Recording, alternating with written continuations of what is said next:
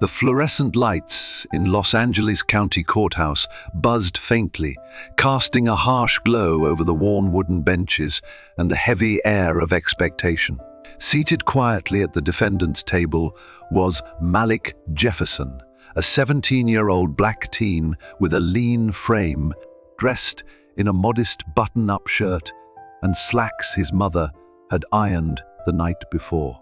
His hands rested calmly in his lap, though inside, his pulse was steady with both nerves and resolve.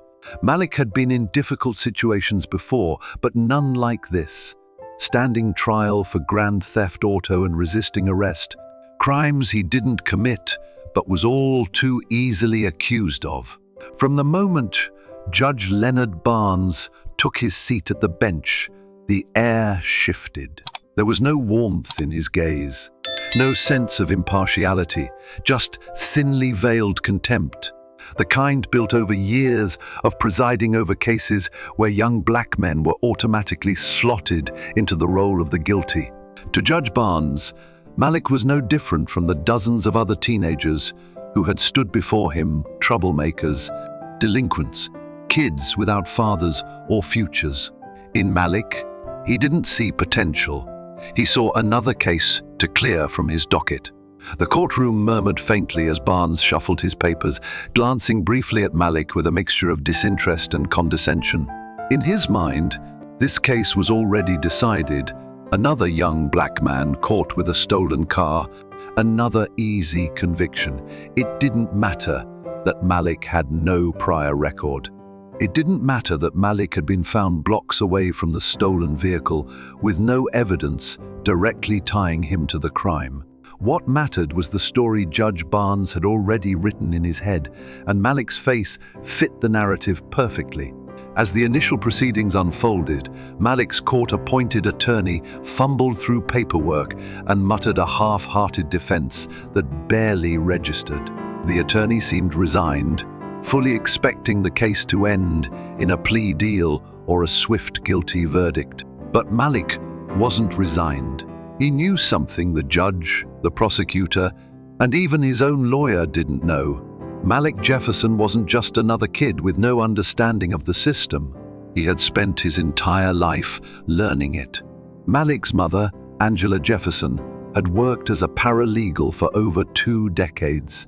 From the time Malik was old enough to understand, their home was filled with the language of the law, case files spread across the kitchen table, legal textbooks stacked beside his comic books. When other kids were watching cartoons, Malik sat beside his mother watching legal documentaries, asking endless questions about how trials worked, why evidence mattered, and why so many defendants who looked like him lost before they ever got a chance to speak. By the time Malik turned 14, he could draft a basic legal motion. By 16, he understood the rules of evidence better than some junior attorneys. The law was never just theory to him, it was survival. His mother taught him that knowing the law meant knowing how to protect himself in a world that often saw black boys as suspects first and people second. So when Malik stood, asking the court for permission to represent himself, the courtroom stirred. Even Judge Barnes raised a skeptical eyebrow, barely concealing his amusement. A 17-year-old representing himself against a seasoned prosecutor like Richard Coleman? It was laughable, or so Barnes thought. But the smirk on the judge's face faded as soon as Malik began to speak. With a calm voice and a confidence that came from both preparation and necessity, Malik laid out his argument. He questioned the legality of the traffic stop, citing precedent cases with the ease of a seasoned law student. He pointed out the absence of any direct evidence tying him to the stolen vehicle, carefully highlighting gaps in the prosecution's case that had been glossed over in the initial report. The prosecution's so-called evidence, fingerprints found inside the car, had never been independently verified by an expert, a crucial oversight Malik emphasized. More importantly, the original statement from the vehicle's owner, Franklin Ellis, described the suspect as a young white male. That initial report which had mysteriously disappeared from the case file, was something Malik had tracked down through his own independent records request. With each fact, the narrative that Judge Barnes and prosecutor Richard Coleman had constructed began to crumble. Malik wasn't flustered or intimidated by the imposing courtroom or the skeptical faces surrounding him. He had been preparing for this his entire life, not just to prove his innocence, but to prove that knowledge was his greatest weapon. Prosecutor Coleman, who had walked into the courtroom with confidence bordering on arrogance, now shuffled through his files, struggling to counter Malik's well-supported points. Every objection was met with a calm citation of case law, every accusation dissected with surgical precision. What began as a foregone conclusion was rapidly transforming into an embarrassment for the prosecution. Judge Barnes, once dismissive, now watched Malik with a mixture of astonishment and discomfort. The teenager he had written off as another statistic was not only holding his own, he was winning. The evidence was circumstantial, the witnesses unreliable, and the foundation of the case was built on assumptions, not facts. By the time Malik sat down, the courtroom was silent.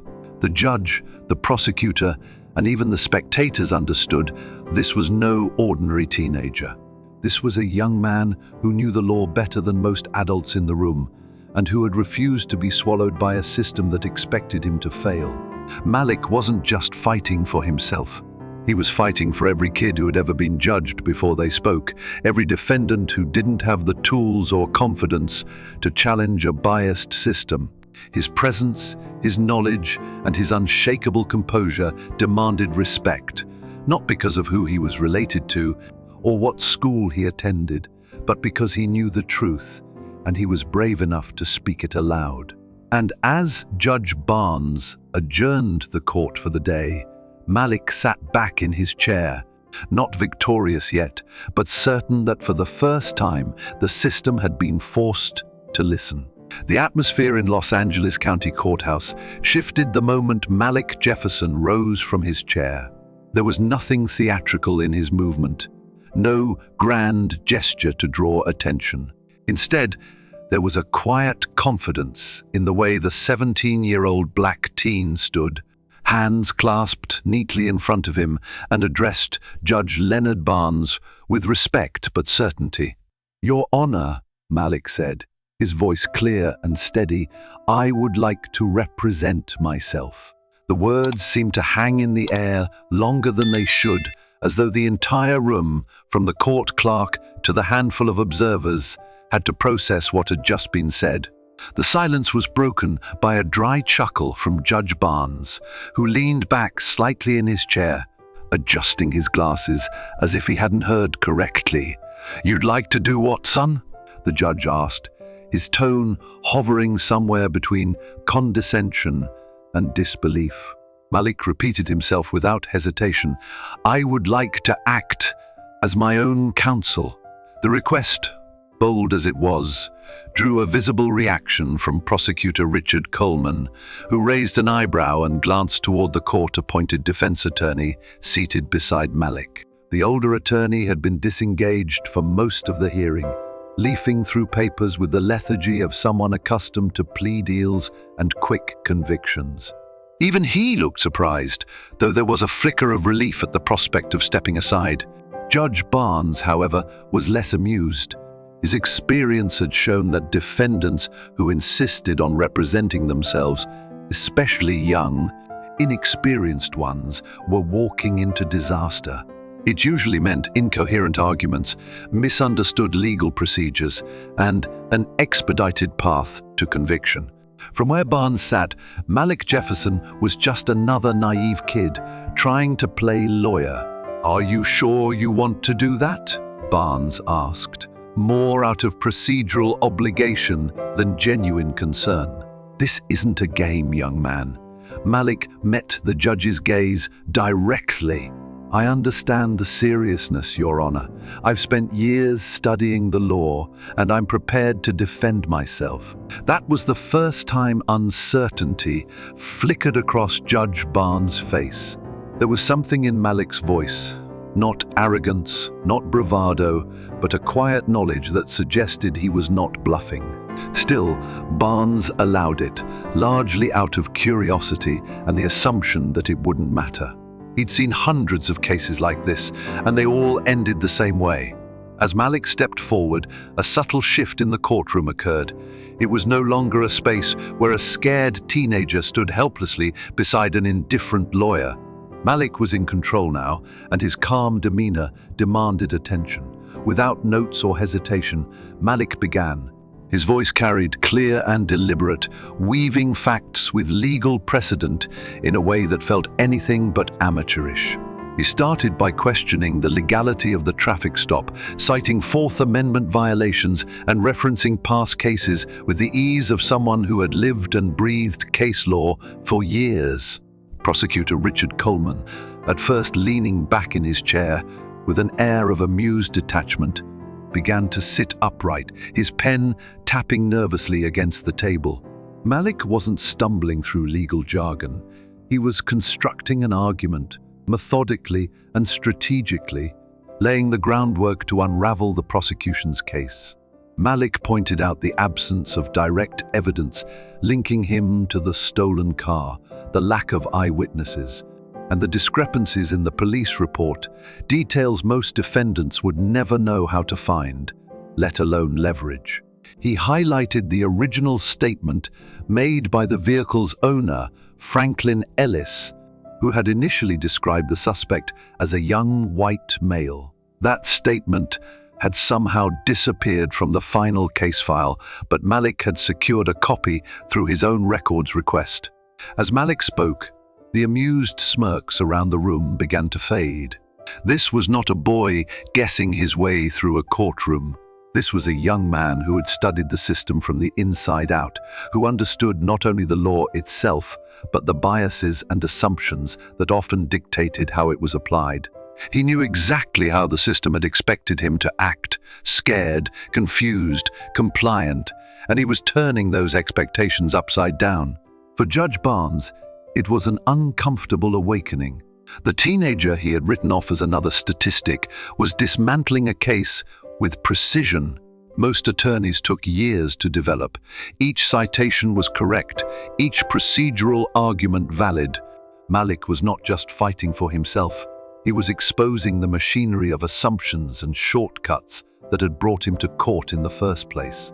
Prosecutor Coleman, caught off guard, began flipping through his own notes, looking for ways to counter arguments he hadn't expected to hear from anyone, let alone a 17-year-old representing himself. The balance of power was shifting, not because Malik had a powerful lawyer, but because he had the most powerful tool of all, knowledge.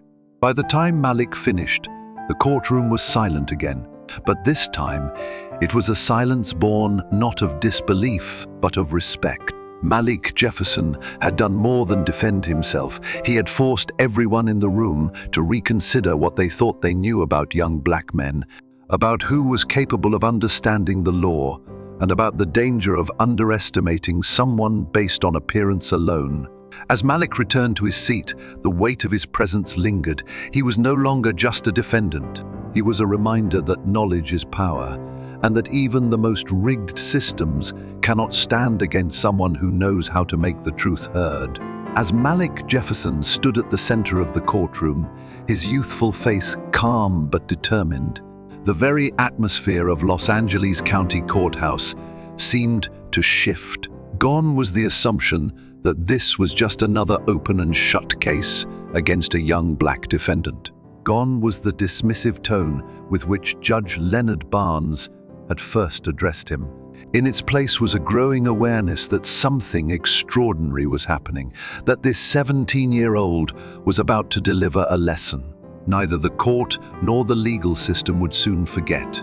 Malik's first move was not to argue with emotion, as many expected, but to calmly dissect the chain of events that had led to his arrest, starting with the traffic stop itself. With the poise of a seasoned attorney, he pointed out that the stop lacked reasonable suspicion, violating his Fourth Amendment rights. His delivery was precise, referencing case law and precedent so effortlessly that even the public defender, who had all but given up on the case, sat up straighter in his seat. The prosecutor, Richard Coleman, had walked into the courtroom confident, believing Malik would either plead out or stumble over his own arguments. Instead, Coleman found himself scrambling as Malik highlighted key procedural errors, from the officer's failure to properly document the initial interaction to the absence of body camera footage that should have existed. Malik's tone was measured, never defensive, but his words landed like hammer blows, each one exposing cracks in the prosecution's case. Malik then shifted focus to the supposed forensic evidence tying him to the stolen car. The prosecution had presented partial fingerprint evidence, but Malik calmly noted that no certified forensic expert had been called to verify those prints, a glaring omission in the case file. Without expert testimony, the fingerprints amounted to little more than a vague suggestion, not proof. It was the kind of detail a trained defense attorney might have missed in the rush to negotiate a plea, but Malik had come prepared. Then came the most devastating revelation of all, one that had the gallery whispering in astonishment. Producing a copy of the original police report, Malik read aloud the initial description of the suspect provided by Franklin Ellis, the owner of the stolen vehicle. The description was clear. The suspect had been identified as a young white male. That description had mysteriously disappeared from the official court documents, a fact that Malik had uncovered through a careful records request.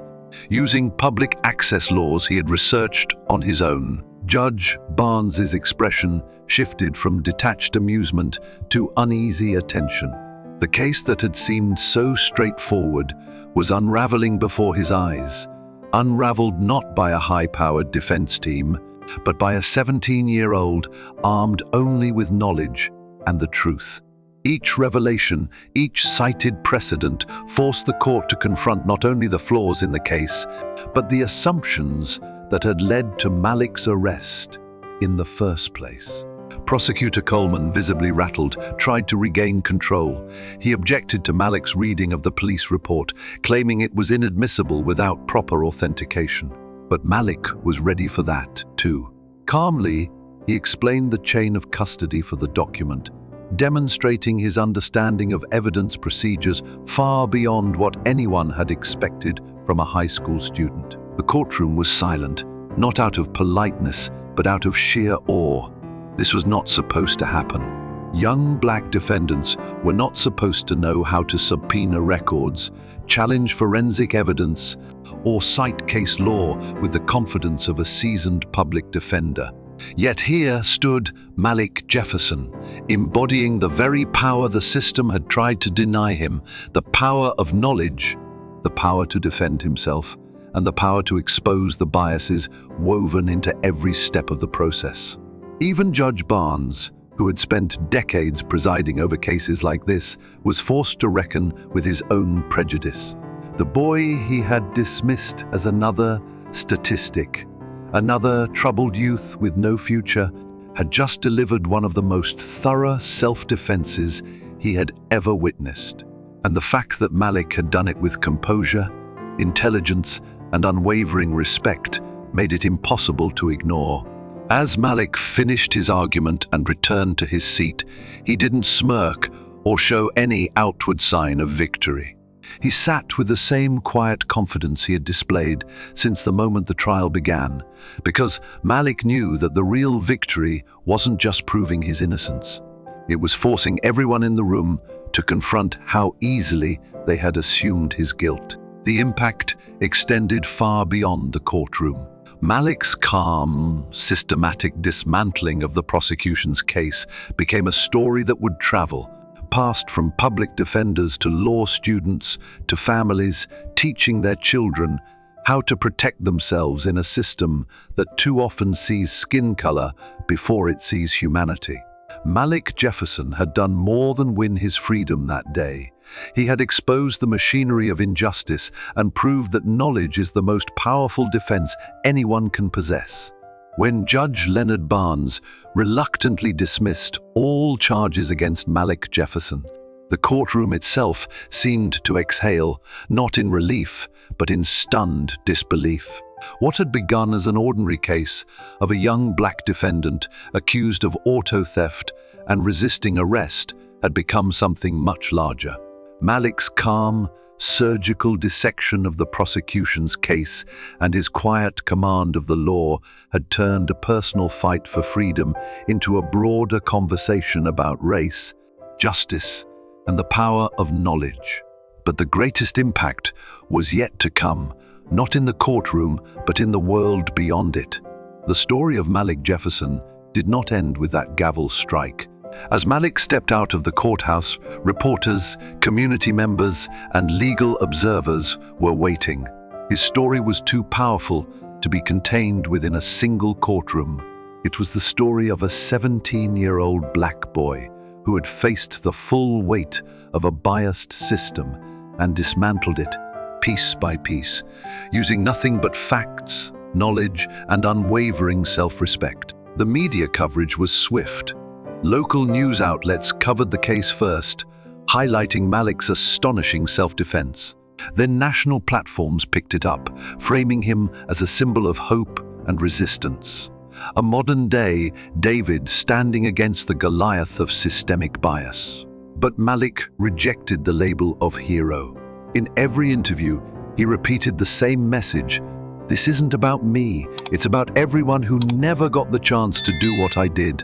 That message struck a nerve in the black community, particularly among families who had long feared what would happen to their sons if they were ever caught in the machinery of the criminal justice system. Malik's story became a conversation starter at kitchen tables, in classrooms, and at community centers across the city. Parents, mentors, and activists used his case to emphasize a vital truth: knowing your rights is not optional, it's survival. Youth advocacy groups invited Malik to speak at workshops and seminars aimed at teaching young people how to navigate encounters with police, understand legal procedures, and advocate for themselves in court. Unlike lectures from authority figures, Malik's presence resonated. He was one of them, a kid from their neighborhoods, someone who had faced down the very same fears they carried every time they left the house. Malik didn't just share his story, he shared tools. He walked students through the process of filing public records requests, explained how to document police encounters, and taught them the power of asking the right questions at the right time. His calm demeanor and plain-spoken explanations demystified the legal process, transforming what had once seemed like an impenetrable system into something young people could understand and, when necessary, challenge. Meanwhile, within the legal community, Malik's case became a point of reflection. Public defenders, often overburdened and underfunded, saw in Malik a reminder of how much they owed their clients, not just a cursory defense, but a full, aggressive advocacy. Regardless of their background, judges were forced to confront how their assumptions about race, age, and class shaped their perceptions long before a defendant ever spoke. Even prosecutor Richard Coleman, who had walked into Malik's trial expecting a quick conviction, found himself re-examining his own practices. Malik hadn't just embarrassed him in court, he had exposed the shortcuts and biases that had become normalized within the office. Malik's case forced Coleman and many of his colleagues to reconsider how many cases were built more on assumptions than evidence. But the most profound transformation happened within Malik's own family. His mother, Angela Jefferson, had always known her son was special, bright, curious, and determined. But seeing him stand alone in court, confident in his knowledge and fearless in his pursuit of justice, gave her a pride no words could fully express. For years, she had worried about Malik every time he left the house, knowing that being smart and respectful wasn't always enough to keep a black boy safe. Now, she saw that her lessons had taken root in ways she could have never imagined. For Judge Barnes, the experience left a lasting mark. In the quiet of his chambers after the trial, Barnes reviewed the case file again, not out of necessity, but out of self-reflection. He had been wrong. Wrong to assume guilt based on Malik's skin color, wrong to dismiss him before he spoke, wrong to treat him as less deserving of a real defense. It was a humbling realization for a man who had prided himself on his experience, only to be schooled by a teenager armed with knowledge and self-respect. Malik Jefferson had walked into that courtroom a defendant. He walked out a symbol, not because he sought attention or wanted to become a public figure, but because his actions forced everyone, judges, prosecutors, police officers, and the public, to ask themselves, how many Malik Jeffersons had we dismissed, convicted, and forgotten simply because they didn't know how to fight back? Malik's story was more than just a personal victory. It was a call to action, a reminder that the law belongs to everyone, not just those with money, influence, or a law degree.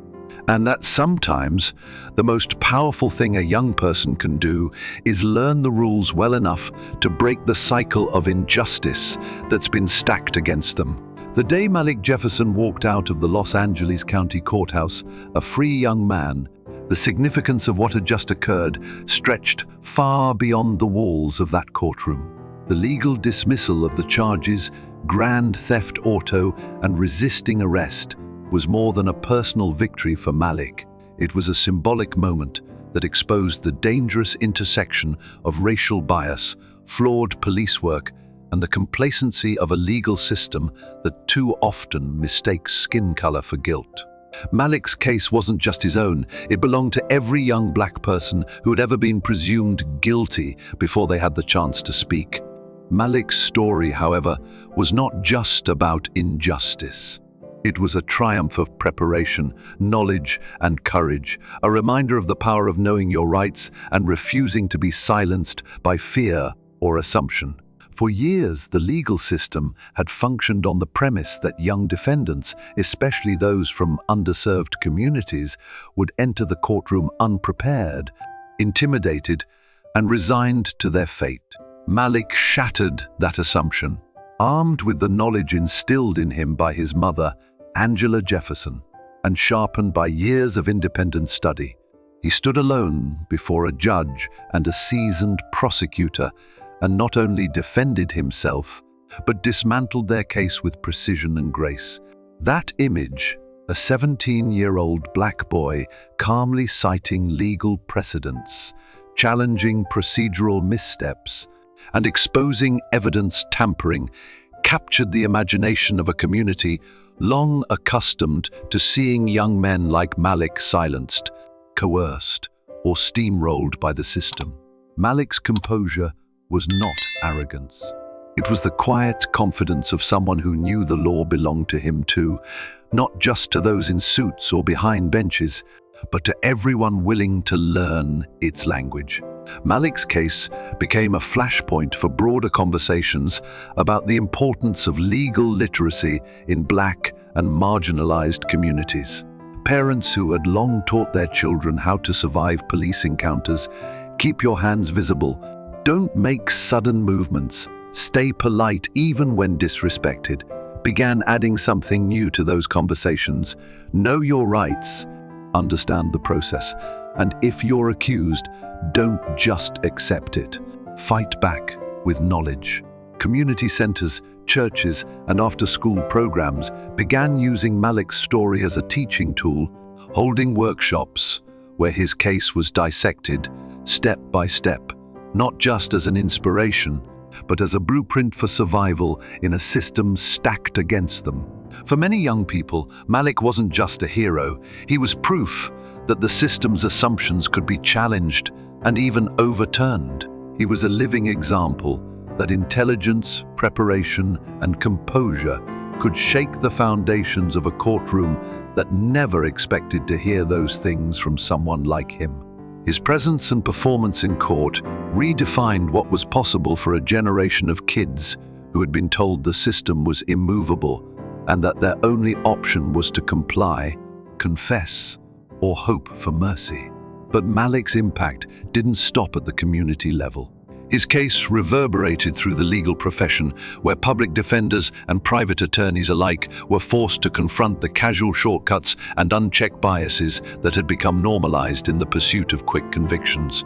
Prosecutors, who had become accustomed to rubber-stamping cases built on weak evidence and racial profiling, had to reconsider their approach because now they knew that the next young defendant they faced might be another Malik Jefferson, and if they underestimated him, they could lose publicly and embarrassingly. Even Judge Leonard Barnes, whose initial dismissal of Malik had been rooted in years of ingrained bias, found himself fundamentally changed. In his chambers after the trial, Barnes replayed every moment, from Malik's respectful request to represent himself to his devastating cross-examination of the prosecution's case. Barnes had been wrong, not just about Malik, but about the quiet ways in which his own assumptions had shaped the outcomes of countless cases before this one. It was a rare and humbling realization for a man who had long considered himself fair, yet had been blind to how easily bias seeped into his rulings before evidence was ever presented. For Malik himself, the aftermath was both humbling and empowering. He had never set out to become a symbol or a hero. All he had wanted was to tell the truth and defend himself. But he also understood that his experience was not typical. He had been lucky to have a mother who taught him the law, lucky to have the intellect and determination to teach himself even more, and lucky to have the composure to wield that knowledge under the intense pressure of a courtroom. Most kids like him never got that chance.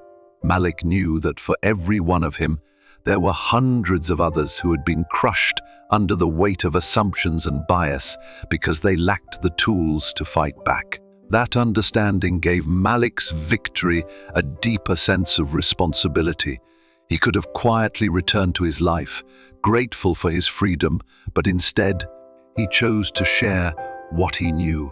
He partnered with community groups and legal advocacy organizations to develop Know Your Rights workshops, teaching kids how to assert themselves respectfully during police encounters, how to understand basic legal procedures, and how to document injustices in real time. Malik's story was never about beating the system. It was about proving that the system, when held accountable by those who understand its rules, cannot rely on assumptions and prejudice alone. His courtroom victory was not just a personal triumph. It was a disruption, a reminder that even a 17-year-old, armed with knowledge and self-respect, could demand and win justice.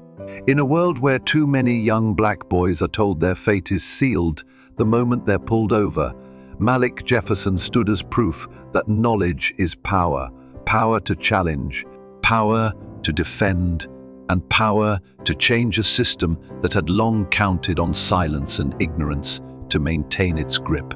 And that power, not the headlines or the courtroom applause, was Malik's true legacy. Knowledge, dignity, and the strength we carry through life. There comes a point in life when we no longer measure our worth by our possessions or our accomplishments, but by what we know, what we've endured, and how we've carried ourselves through it all. Time has a way of teaching us that the most valuable currency we hold is our knowledge, the wisdom that allows us to navigate a world that doesn't always play fair. That truth is at the heart of Malik Jefferson's story, and while he's only 17, his experience offers lessons that resonate just as deeply for those of us who have lived many decades longer. Malik walked into a courtroom not just to defend himself against false charges, but to stand up to a system that had already decided his fate before he spoke a word. To those sitting in judgment, He was just another young black man, someone they expected to be lost in confusion, intimidated by process, and overwhelmed by power. But Malik knew something they didn't. Knowledge is power, and understanding the rules means no one can twist them against you. That's a lesson we've all learned, in one form or another, as the years have unfolded. Whether it was navigating unfair treatment at work, handling disputes over property, or even managing complicated healthcare decisions, we've seen firsthand that the people who understand the rules, who ask the right questions, and refuse to be intimidated, are the ones who protect their dignity the longest. Malik stood in that courtroom, not with anger, but with the quiet confidence of someone who knew the law was not a mystery to him. It was his shield. There's a deep respect that comes with seeing someone so young possess that kind of wisdom, but there's also a reminder that what we know, we must pass on. Malik's story didn't begin in that courtroom. It began at his mother's kitchen table, where she taught him the importance of knowing his rights. Many of us have a lifetime of lessons, gathered through years of hard work, survival, and watching the world change around us. That knowledge is meant to be shared with our children, our grandchildren, and anyone who will listen. Think about all the situations where you knew more than you let on, where your experience allowed you to spot a bad deal, avoid a scam, or steer a conversation in the right direction. That's the quiet power of knowledge, and it's one of the greatest gifts we can pass down. Malik had the advantage of a mother who shared her understanding of the legal system with him, and it saved his life. Who will you share your knowledge with? Who can you empower with what you've learned over the years? Malik's story also reminds us that dignity isn't something anyone can take from us. It's something we carry inside, no matter what the world throws our way. Whether it's dealing with dismissive doctors, insensitive younger people who assume we know nothing about modern life, or systems that are too complicated for their own good, the way we carry ourselves, the knowledge we hold, and the refusal to let anyone strip us of our worth, that's dignity in action. There's also a lesson in composure. Malik never raised his voice. He didn't beg. He didn't lash out. He calmly laid out the facts, one after the other, until the weight of the truth was impossible to ignore. That's a lesson many of us have lived, that sometimes the loudest statement you can make is the quiet confidence of knowing you're right. We are not powerless, no matter how society sometimes treats older people. We are the carriers of memory, the keepers of stories, and the living proof that dignity endures. Malik's story is a reminder that no matter your age, background, or experience, knowledge can protect you and silence the voices that try to diminish you. If this story touched you, if it reminded you of times you stood your ground or passed your knowledge to someone who needed it, then let's make sure stories like Malik's are remembered and retold. Like this video, if you believe knowledge is power, no matter how old you are, comment below with a time when your experience and wisdom protected you or your family. Subscribe to this channel to hear more stories that honor resilience, dignity, and the quiet strength of a life well lived. And please share this video with your children and grandchildren so they understand that knowledge isn't just power, it's protection, legacy, and freedom. Because the greatest gift we leave behind isn't just money or possessions, it's the wisdom that helps the next generation. Stand taller, speak clearer, and walk proudly, just like Malik Jefferson did.